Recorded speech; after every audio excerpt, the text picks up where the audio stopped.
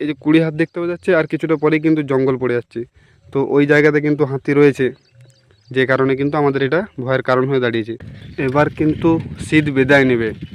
কী কারণে বলছি এবার শীত বিদায় নেবে, তোমরা লক্ষ্য করেছো কিনা জানি না, যে শীত যখন পড়ে আর কি, তখন দেখবে প্রথমেই ঠিক এত ঘন পরিমাণে কুয়াশা দেয়। আবার যখন বিদায় নেবার পালা হয়, অর্থাৎ আজ কী পরিমাণে ঘন কুয়াশা দিয়েছে তোমরা দেখো।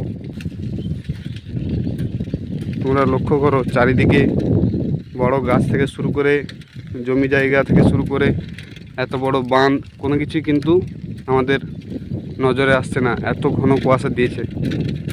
তো এত ঘন কুয়াশা দিলে আমাদের এখানে একটাই ভয়ের কারণ হয়ে দাঁড়ায়, শুধু এই সোনামুখীর যে অরণ্য সংলগ্ন যে এলাকা, অর্থাৎ বন সংলগ্ন যে এলাকা, সেই জায়গাতেই নয়, মানে সোনামুখী ছাড়াও আরও অন্যত্র যে জায়গাগুলি আছে যেখানে জঙ্গল সংকীর্ণ এলাকা, সেখানে কিন্তু হাতির উপদ্রব বরাবরই থাকে। যেমন আমাদের এখানে এখন হাতির উপদ্রব আছে।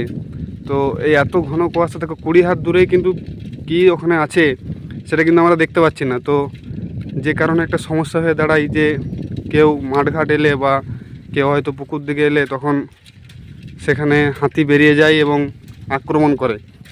তো এই একটা ভয়ের কারণ কিন্তু থেকে যায় আমাদের সাথে। আর এরপরে সত্যিই শীত বিদায় নেবে, কারণ অনেক দিন হলো শীত রয়েছে, এরপর গ্রীষ্মকাল আসার পালা। তো যে কারণে এত পরিমাণে কুয়াশা দিয়েছে, চারিদিকে ঘন ঘটা কুয়াশায় ভর্তি, কোনো কিছুই দেখতে পাওয়া যাচ্ছে না। এখন কিন্তু বাজে বেলা 7টা, তা সত্ত্বেও কিন্তু এত ঘন কুয়াশা রয়ে গেছে। মানে এই কুয়াশা ক্লিয়ার হতে মনে হচ্ছে বেলা 10টা বাজবে। দেখতে পাচ্ছ এত বড় বাঁধ থেকে শুরু করে কোনো কিছুই দেখতে পাওয়া যাচ্ছে না।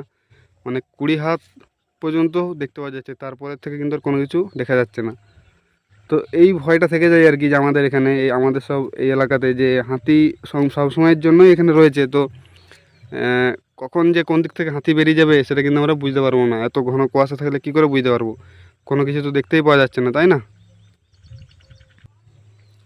তো দেখো প্রকৃতির এই সুন্দর রূপ তোমাদের সাথে শেয়ার করলাম। প্রকৃতির সুন্দর রূপ আবার ভয়ঙ্কর রূপও বলতে পারো। আমাদের এখানে ভয়ঙ্কর, ওই যে বললাম না, একটাই কারণ, যেটা হলো হাতি।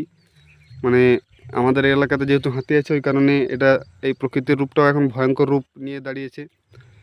আর মানুষকে মনে করো বেলা 7টা বাজছে, অনেক মানুষের আছে যাদের বাথরুম টাথরুম নেই, তাদের তো মনে করো এই মাঠঘাট দিকে আসতে হয় বা জলাশয় এলাকা দিকে আসতে হয়। আর পাশেই কিন্তু জঙ্গল, এই 20 হাত দূরেই।